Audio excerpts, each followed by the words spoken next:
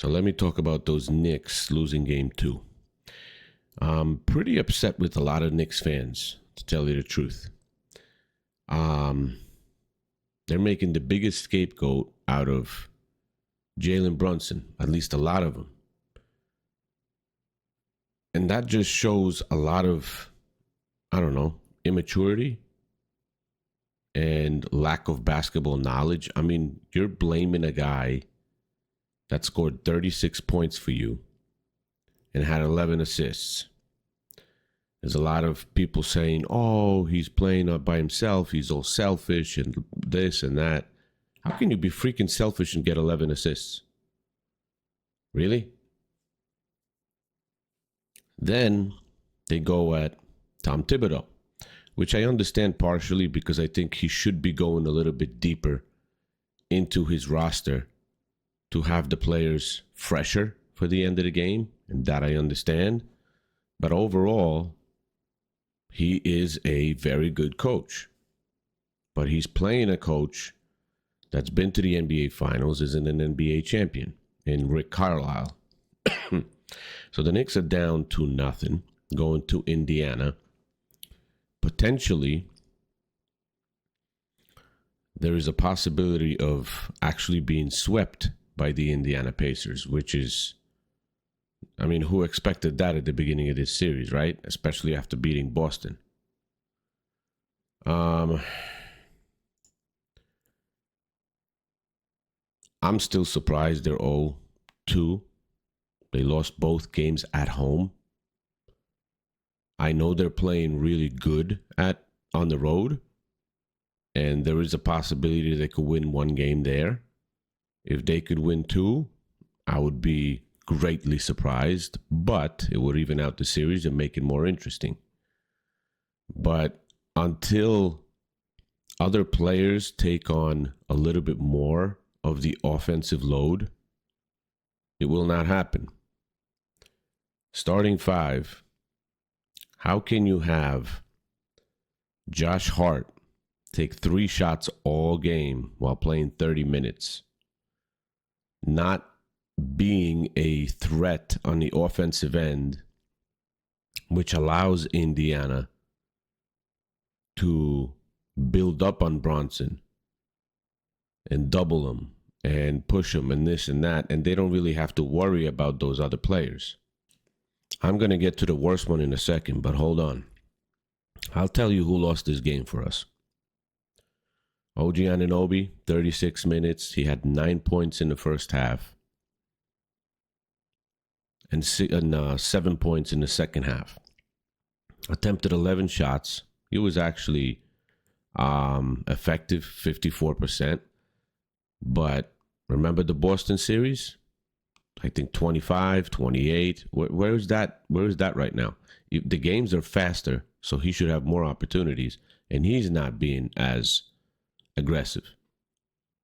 So the Indiana Pacers could just simply load up on Brunson, who is scoring anyway at a good clip, because you got Jalen Brunson at 48%, 13 of 27 from the field, 41% from 3. Guy had 11 assists. 11. And Knicks fans calling him selfish because he took that shot at the end, the 3 to tie. I didn't like that shot either, but I kind of understand why he took it. Who else is going for you? Who else on the floor is going for you? And then you're going to get closer and let Indiana double you, and you have to get rid of the ball and possibly lose it. Because the Knicks had a lot of turnovers today. 12 turnovers for the Knicks. Not a good game overall. And then you look at the Indiana Pacers. Much, much better balanced scoring, everything. But I told you I'm going to get into who lost the game for us.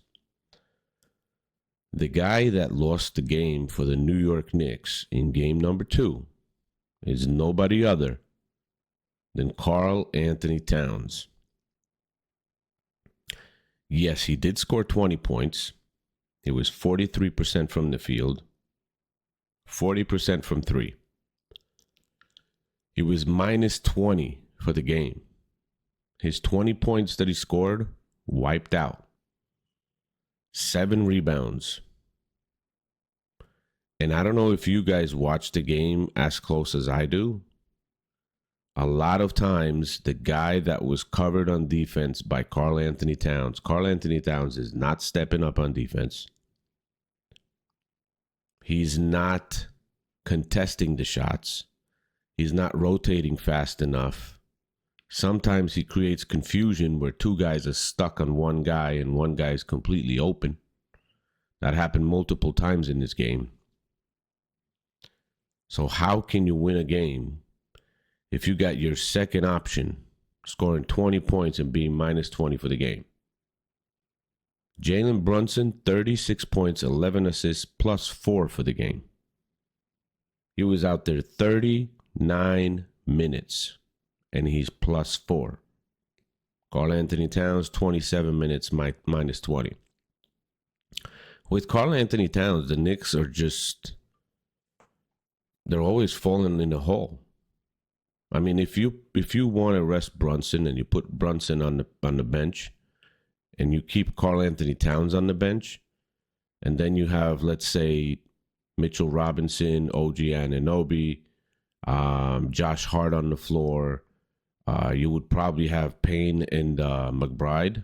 You would probably fare better on defense and on offense without Karl-Anthony Towns at the moment. He's not being as aggressive as he should be, and he's picking and choosing which plays he's actually, really aggressive on. If there's a 3 open, he'll take it. But if there's a defensive assignment that he's supposed to be there and in the guy's face, he's nowhere to be found.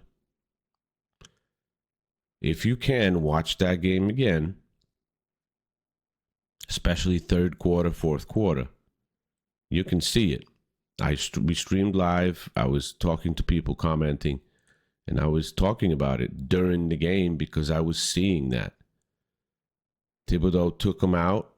He put Mitch in.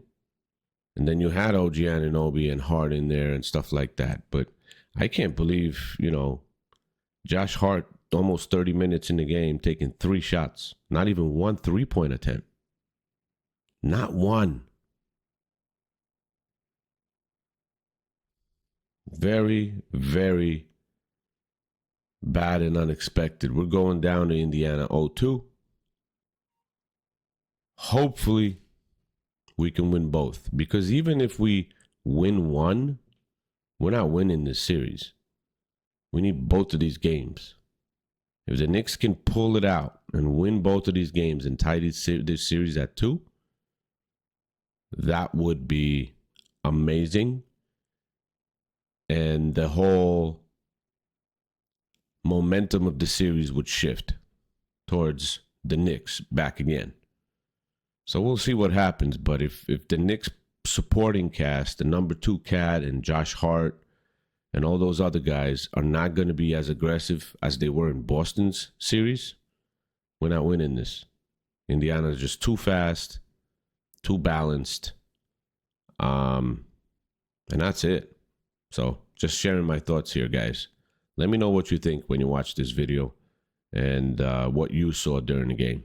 I'll talk to you later in the next one. Bye.